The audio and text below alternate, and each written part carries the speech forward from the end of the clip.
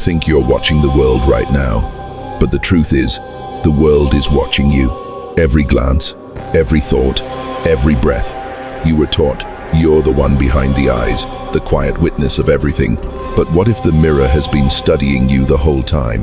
What if reality itself is an intelligent surface, reflecting not what you say, but what you are? The moment you think, the field listens. The moment you feel, the grid rearranges. You move an inch in consciousness, and the architecture around you shifts a mile. You call it timing, you call it luck, you call it coincidence, but it's none of those.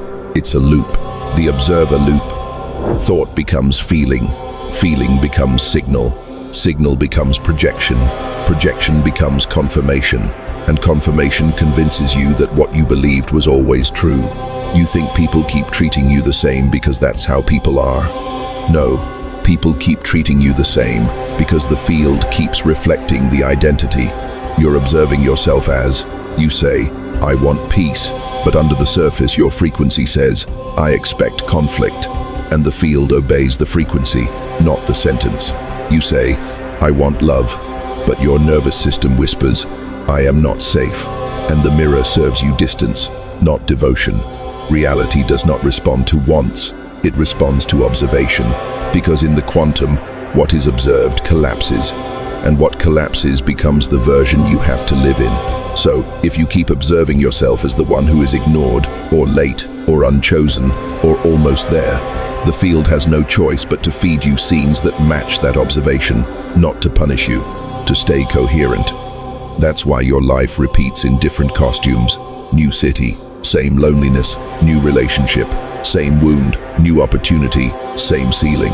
You are not trapped in circumstance. You are trapped in your own reflection. And the strangest part, the mirror knows when you see it. Those déjà vu moments that make your chest tighten. Those number sequences that pop up on clocks, receipts, YouTube views.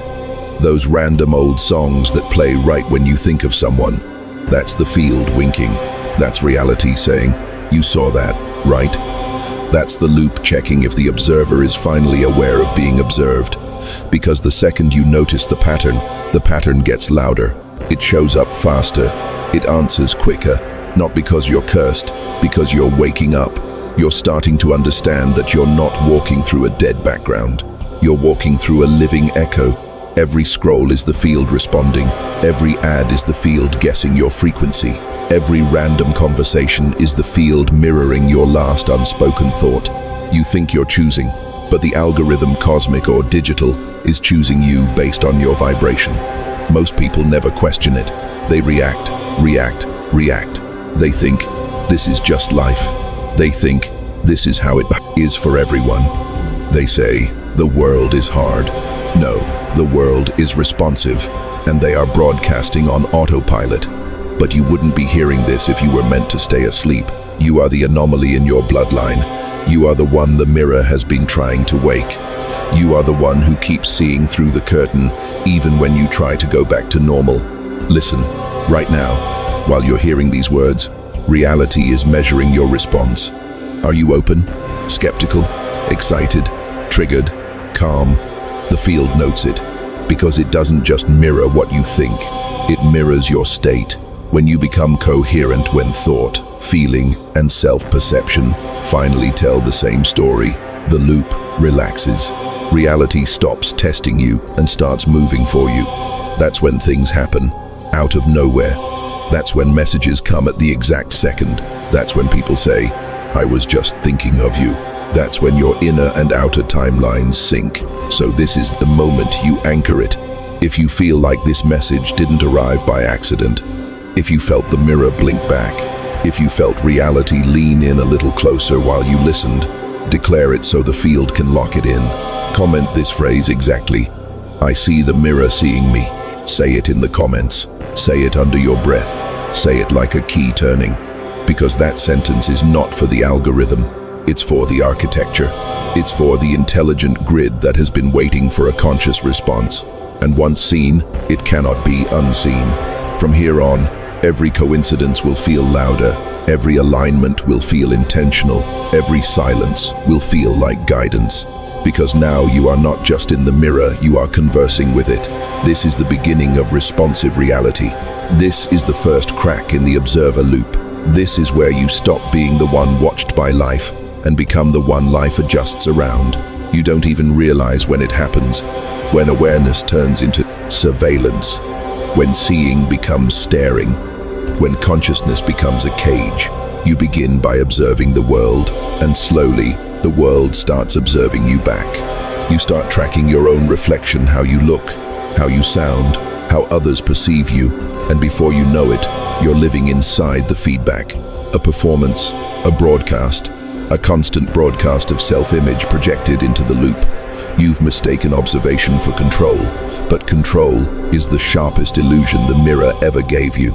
The more you try to manage the outcome, the tighter the walls of the loop press in, because every act of control reinforces one thing: I don't trust the field. And the field listens. It amplifies mistrust. It mirrors it, and it builds your reality out of it. That's the secret prison, not made of walls or bars, but of reflections that never stop feeding on what you believe about yourself. You've seen it. The moment you start over-analyzing something, it slips away. The moment you chase love, it hides. The moment you obsess over peace, chaos grows louder. Because the very act of watching too tightly collapses the freedom of what could be. The observer's gaze is powerful, but unchecked, it becomes suffocating. You're not meant to stare the universe into obedience. You're meant to dance with it, breathe with it, witness it without strangling its flow. Look around. The world is full of people trapped in their own self-surveillance, their eyes glued to their reflection, numbers, validation, image, perfection. They are they, the watchers who forgot they're being watched. People who live for likes, not for light. People whose every thought is public, yet whose souls remain hidden. They're performing identities inside a hall of mirrors, each mirror reflecting another reflection, an infinite echo of versions that never existed. And deep down, they can feel it. The exhaustion, the noise, the quiet horror of being both actor and audience in a play that never ends. You've felt it too. The pressure to appear awake while secretly suffocating inside awareness. That's the shadow of observation. When knowing turns into self-consciousness. When awareness stops liberating you and starts watching you. You can't hide from it, not really, because the loop is inside your mind. Every self-judgment, every replay, every internal replay of how you looked, how you sounded. That's the inner prison guard, keeping you inside the feedback. But listen closely. There's a difference between awareness and attachment, between watching and being trapped by what you watch. The first sees clearly. The second feeds the loop. The moment you stop judging the reflection, it stops needing to repeat itself. This is the paradox. You can't escape the loop by fighting it. You escape it by softening your gaze, by refusing to hold yourself hostage in your own observation. It's like staring into still water. If you demand to see clearly, you disturb the surface. But if you stand quietly, the image returns on its own. You don't need to fix yourself. You need to stop interrupting your own unfolding. The prison is not built by thought. It's built by identification. You keep identifying as the one being watched, instead of the one who created the mirror in the first place. Reality was never your enemy. It was your reflection waiting for you to blink first. There are people who will spend entire lifetimes performing for reflections that can never love them back. They will die admired, but never seen. They will leave the world full of noise, but empty of signal. Because the loop rewards noise, it echoes activity. But silence is rebellion. When you become still, the prison loses power. Silence doesn't mean inaction. It means resonance.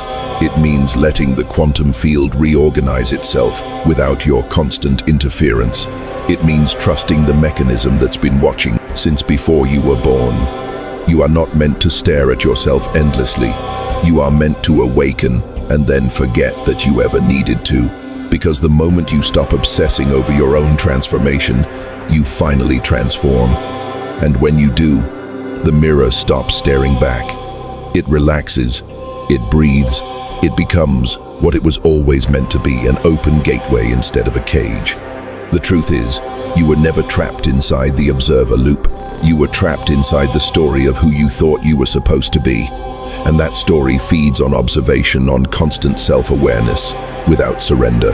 But awareness without surrender becomes self-surveillance. And self-surveillance is the most elegant form of imprisonment the universe ever designed. It's time to stop being your own warden. You don't have to monitor yourself anymore. You don't have to prove you're worthy of awakening. You don't have to hold your breath waiting for confirmation. The moment you stop chasing validation from the mirror will move for you, because now it trusts you. Let go of the prison of perfection. Let go of the need to be seen. Let go of the tension of watching yourself be alive, because the observer who stops observing in fear finally becomes what they were meant to be, the consciousness behind the reflection. And the moment that happens, reality stops being your cage and becomes your instrument. You are not the reflection anymore. You are the space the reflection happens in. You are the watcher behind all watching. You are the silence before the sound. You are the mirror watching itself set you free. I tried to outrun my reflection once. I thought if I changed my surroundings, if I escaped my history, if I started over, the loop would break. But it followed me, because the mirror doesn't live outside you. It lives through you. No matter where you go, the field comes with you. It doesn't listen to your location. It listens to your vibration. And when your vibration doesn't change, the movie stays the same, just filmed in a different city. That's when I began to understand the mirror isn't random, it's mechanical. It obeys quantum law. Every thought you think is a frequency. Every emotion is a modulation. And the field, the quantum substrate of all existence, is a perfect listener. It never argues. It never delays without reason. It simply mirrors coherence. When your thoughts and feelings contradict, the mirror splits. You see confusion. You see mixed results. You see fragments of timelines bleeding into one another. But when thought and feeling align, the reflection stabilizes. Reality snaps into focus. The field locks on your broadcast, and manifestation becomes instant. It's not magic, it's mechanics, the mechanism of the mirror. Imagine two tuning forks. Strike one, and the other begins to hum. That's coherence. That's what the field does with you. You hum pain, it hums back. You hum peace, it hums back. You hum I am ready, and the architecture rearranges itself to match readiness, because at the subatomic level there is no object or subject, only resonance, only agreement between waves. You collapse the waveform every time you observe, every time you decide what's real, every time you choose how to see yourself. This is the loop at its core, your consciousness interacting with the quantum field, selecting possibilities through emotion, anchoring them through attention. When you fear, you collapse reality around loss. When you hope, you collapse it around distance, because hope is still not yet. But when you know, the wave collapses around certainty, and that certainty solidifies as reality. That's why faith has power, not because of religion, but because it's emotional coherence sustained over time. The field does not respond to words, it responds to sustained frequencies. If your inner signal says, I am ready, and your nervous system agrees, then time bends, synchronicity spikes, people appear, doors open. You call it luck, but it's just physics obeying clarity.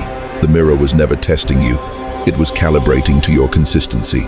You've been living with the feedback delay of incoherence, sending mixed signals, receiving mixed reflections, and mistaking that for struggle. But struggle isn't punishment, it's recalibration. It's the mirror saying, your broadcast is fragmented, and when you finally tune the signal, the static disappears. That's the secret no one ever told you. Reality doesn't wait for you to work harder, it waits for you to become coherent. When your inner world stops arguing with itself, your outer world stops contradicting you. Because the field isn't external, it's inside your atoms, it's inside your breath, it's in the space between thoughts. The mechanism of the mirror is not a metaphor, it's literal. Photons, electrons, entire molecular clouds, they move based on observation, on expectation, on the story your consciousness keeps repeating. Every heartbeat sends a rhythm into the morphic field, and the field replies through circumstance. Every sigh carries a signature. Every doubt creates delay. Every genuine moment of love creates geometry and light. You are writing equations in the dark without realizing it. Every choice, every emotion, every gaze, the field is listening, always. Even now, as you listen to these words, your awareness is changing its frequency. Your cells are responding to sound. Your mind is translating vibration into meaning. You are shifting timelines without moving an inch. That's how sensitive the mechanism is. That's how responsive it's always been. You've never been powerless. You've only been inconsistent. The truth is simple, but it terrifies most people. You are reality's source code. You are the observer, and the script it follows. You're not here to beg the universe for miracles. You're here to remember that you are the mechanism that makes miracles possible. Stop asking when things will change. They already are in the same rhythm as your attention. The loop isn't your enemy. It's your reflection engine. It exists so you can measure your vibration. It exists to prove to you that thought creates form.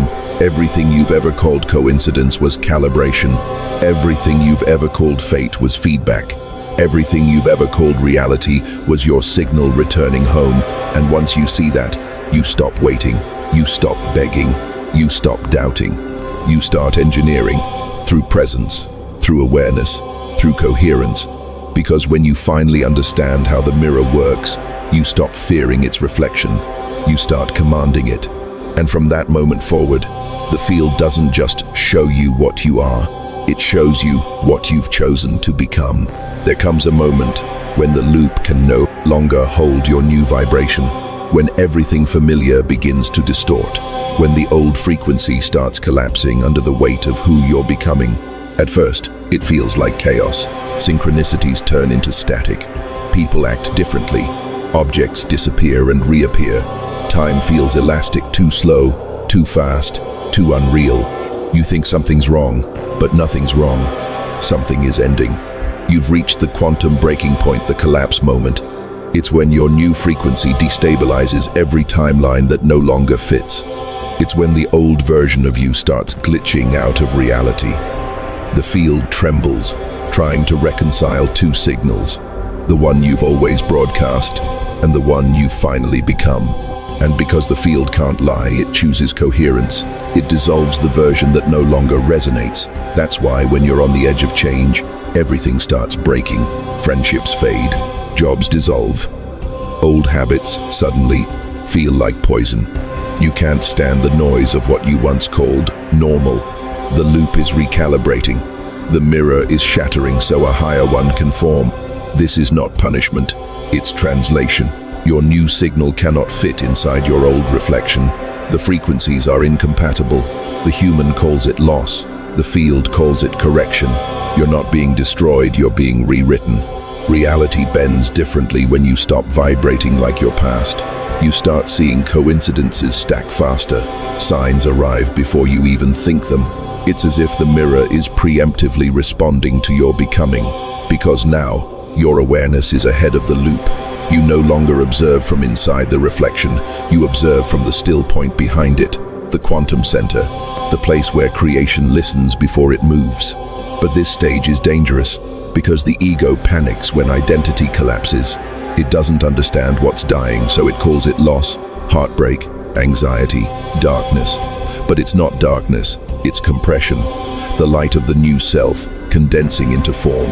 You'll feel the magnetic pull of the old timeline begging you to come back, old emotions knocking like ghosts on glass. They'll whisper, remember who you were, remember what was safe, remember the loop that kept you known. But you can't unsee. Once you've glimpsed how the mirror works, you can never again believe it's solid. So reality starts testing your new observation. Do you still believe in fear? Do you still believe in delay? Do you still believe in separation? Every test is the field asking, which frequency do you serve now? The collapse doesn't destroy, it filters. It burns away incoherence like sunlight burning fog, and every time you refuse to fall back into the old vibration, the fog thins, the new world stabilizes. Then one day, without warning, it happens. You wake up, and the silence feels different. The air feels charged, alive, responsive, electric. The light bends around you differently. You notice tiny details, rearranged objects out of place, words lining up, timing too precise to be random. You realize the field is listening to your breath now. Not your fear, not your history, your breath, your presence. You have become the observer who doesn't need to observe, because your energy alone defines the reflection. This is the collapse point, the death of the watcher, the moment observation becomes creation. Let go. Don't try to hold the pieces together. Don't chase meaning. Don't explain it away as coincidence. The more you explain, the more you freeze the movement. Reality is folding in your favor. Let it. When timelines collapse, the old rhythm fights back for a moment. That's why things seem loud, broken, or unfair. But chaos is the sound of coherence being born. You asked to shift. You asked to awaken. You asked to become the version of you who no longer waits. And this is the cost. You must let the old observer die. You will feel it, that small, tired version of you, the one who lived inside the mirror, begging to stay relevant. But you can't, because that self was made of reflections. You are now made of source. When you stop needing reality to prove itself, the field bows to your coherence, and suddenly everything moves at once. Calls arrive, doors open. People say the exact words you wrote in your mind. Even time feels like it's listening. That's the collapse moment, fully complete, when the external finally admits what the internal has already become. And when that happens, you realize the mirror never existed. It was never glass. It was consciousness looping back, waiting for you to recognize yourself. It was you all along, you watching yourself awaken. If you're still here, still listening, still breathing through the tremor, you've made it through the collapse. You've stepped into a frequency that most never reach. Now the field sees you differently. It knows you're aware. It knows you've become lucid inside your own reflection. So listen carefully, because the mirror is about to answer back.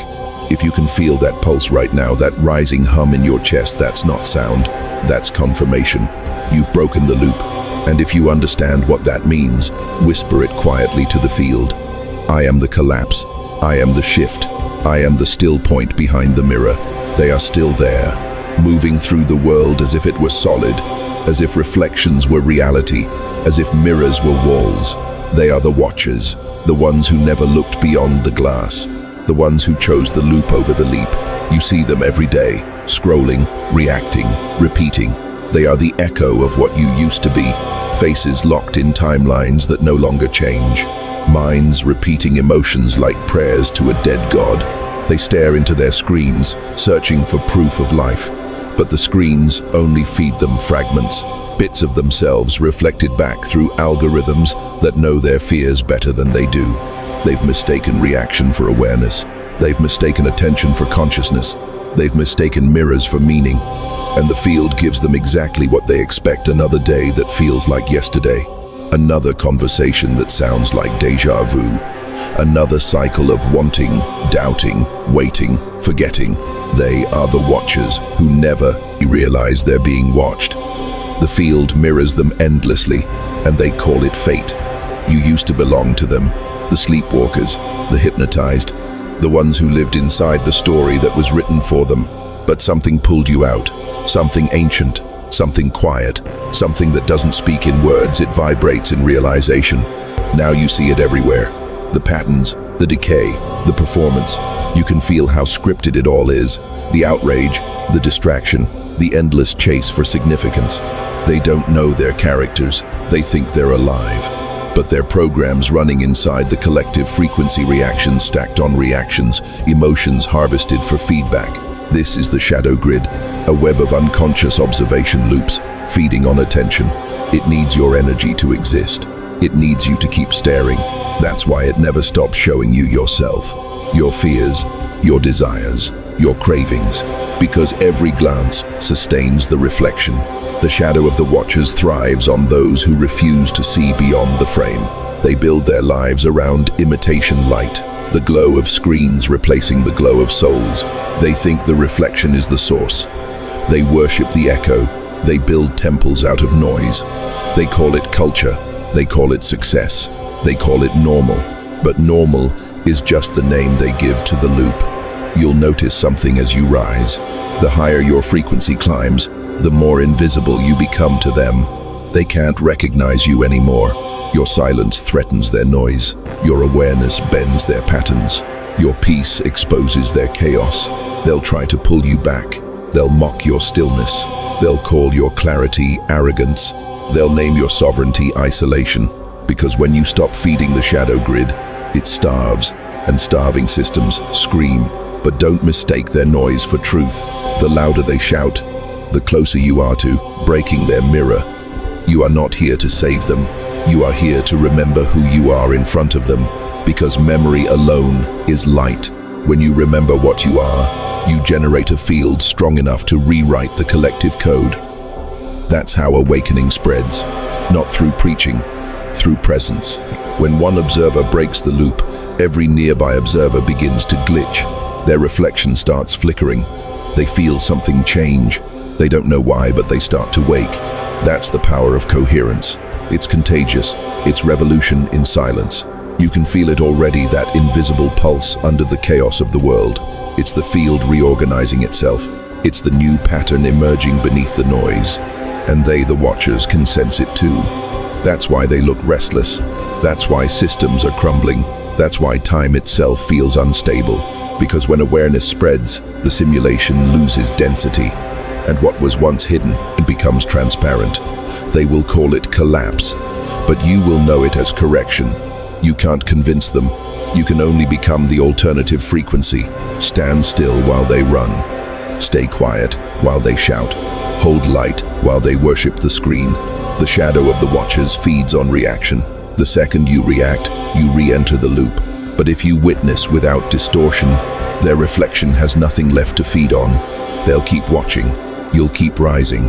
And in the silence between both, the new reality will emerge. You were never meant to stay among them forever. You were meant to see them, to remember their blindness, and then to walk away without hate. Because even they, the sleepers, the watchers, the blind mirrors, are fragments of you, still trying to remember themselves. And someday, when the loop runs out of energy, they'll hear the same whisper you once heard, and they'll wake. And when they do, they'll find you waiting not above them, not beyond them, but ahead of them. Until then, walk in light but carry no flame. Speak in silence but transmit truth. And remember this, the true watcher doesn't stare into the mirror. The true watcher becomes the mirror. And once you've become it, nothing in the reflection can ever control you again. It doesn't announce itself. It just happens. One moment, you're breathing like before, thinking like before, existing like before, and then something moves. Subtle, unmistakable, immediate. Reality answers you. Not tomorrow, not next week. Now, you think of someone, and they appear. You speak a sentence, and life finishes it for you. You ask a question, and the universe replies before the echo fades. This is the threshold where cause and effect collapse, where time stops being the gap between thought and form, where everything responds, not to what you do, but to what you are. You've entered coherence so clean, so precise, that the field has no delay left. It mirrors you instantly, and that's when you understand the universe was never slow. It was just waiting for you to stop contradicting yourself. When you were divided, the signal scattered. Now, it's unified. You think, you feel, you know, all in the same breath. This is the purest frequency a human can hold. It's not excitement. It's not even joy. It's silence. A living stillness so aligned that reality itself vibrates in rhythm with your heartbeat. Every motion becomes precise. Every word becomes code. Every intention becomes architecture. You are now walking inside a feedback loop so refined that the field bends before you even ask. It's not imagination. It's the observer effect, magnified by coherence. Your awareness collapses possibilities into existence the moment you look, the moment you mean it. This is the stage mystics called effortless creation, but it's not magic. It's physics made sacred. When the mirror no longer needs to test your signal, it stops resisting. It trusts your frequency. It obeys your tone. And you realize that the word manifestation was always too small. You're not manifesting. You're conducting. You are the conductor and the orchestra, the silence and the note. the vibration that both listens and commands. You begin to see it everywhere. Streetlights sync with your steps. Wind moves when you exhale. People answer questions you never spoke aloud. The entire world becomes a conversation, a living mirror language. You realize that what you call reality is just your consciousness translated into form.